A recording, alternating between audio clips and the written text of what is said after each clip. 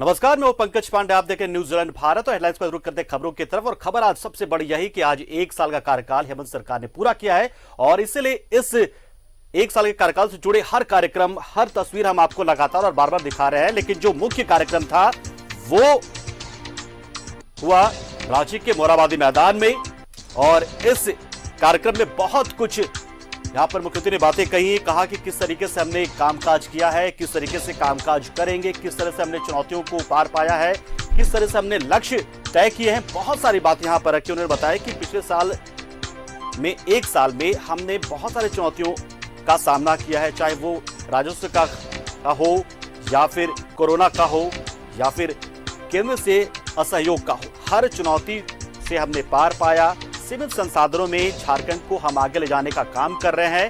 Corona को चुनौती माना और कोरोना काल में हमने तमाम विभागों के जरिए, चाहे वो महिला संघ हो या फिर पुलिस हो, ग्रामीण विकास विभाग हो, सबने एक समन्वय बनाकर उन लोगों तक भोजन पहुंचाया जो लोग भूखे थे इस कोरोना काल में।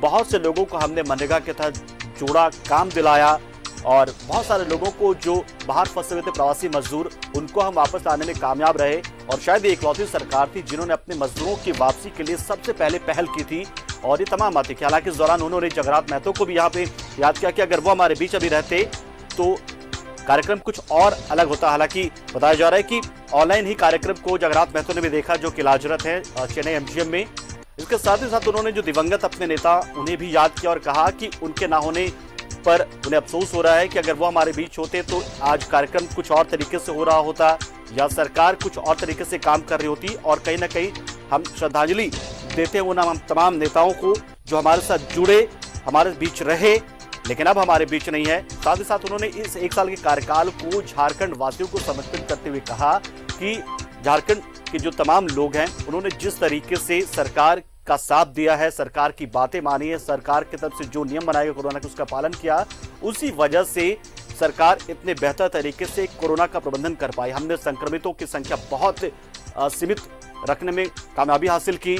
हम लोगों तक भोजन पहुंचाते रहे, हमने संक्रमण को बढ़ने नहीं दिया। साथ ही साथ जो लोग संक्रमण हुए भी उनको भी बहुत से हद तक, काफी हद तक हमने ठीक कर लिया। यानी कि जो मृत्यु दर थी कोरोना की, वो हम यहाँ के लोगों की मदद से ही संभव कर पाए कि मृत्यु दर को हमने कम रखा, संक्रमण की दर कम रखी हमने। और जो हमारे कोरोना वायरस हैं उनकी वजह से हम बहुत हद तक इस पर काबू पाने में कामयाब रहे। उसके साथ साथ इस कार्यक्रम में बहुत सारी योजनाओं की शुरुआत मुख्यमंत्री ने की है, बहुत सारी सौगातें राज्यवासियों को दी है और कहा कि जो आने वाला जो साल होगा, जिसको लेकर झारखंड पिछले कई दिनों से लगातार जूझते रहा है, वो है नियुक्ति का। जो यहाँ के युवा, उन्हें नौकरी नहीं मिलती है, तो अब नियुक्ति वाला ये साल रहेगा। हम महिलाओं को सशक्त करने के लगातार काम कर रहे हैं।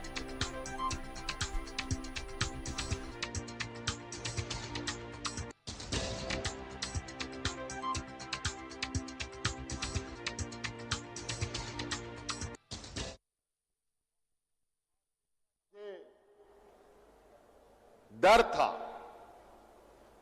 कि ना जाने ने सीधी नियुक्ति करने का भी काम करना प्रारंभ कर दिया, जो आज हमने शुरू कर दिया। और तो और हम विभिन्न वर्गों में नौकरियों में खिलाड़ियों के अलग से प्रतिशत सुनिश्चित करने की हम मंशा पर है, निर्णय की ओर जा रहे हैं।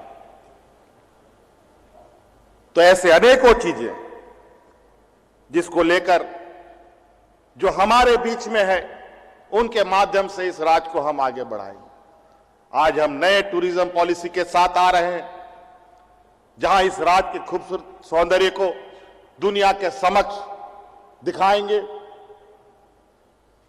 आज जिस प्राकृतिक सौंदर्य को देखने के लिए हम लाखों रुपया खर्च करके दूसरे राज्य में जाते हैं, वो दिन दूर नहीं, अब इस राज्य में भी लाखों रुपया खर्च करके लोग इस राज्य में आने के लिए हमारे प्राकृतिक सौंदर्य को देखेंगे।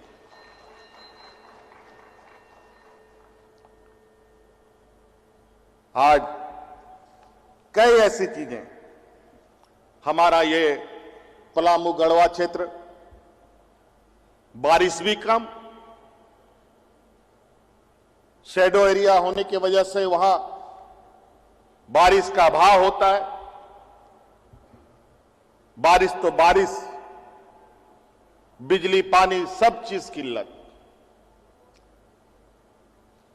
आज उस परमंडल में जहां 2 घंटा मुश्किल से लोगों को लाइट मिलती थी, सरकार ने आते ही 6 महीने के अंदर नया ट्रांसमिशन लाइन तैयार करके 20 घंटा बिजली देने का काम अभी ये सरकार कर रही है। कई ऐसी चीजें आज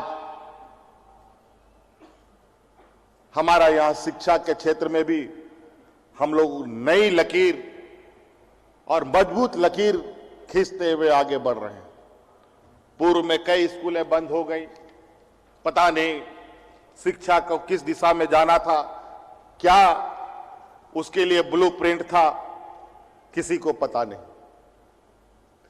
आज उसी के तहत हम लोग 5000 आदर्श विद्यालय स्थापना करने के लिए हम लोगों ने अपना प्रोग्राम शुरू कर दिया।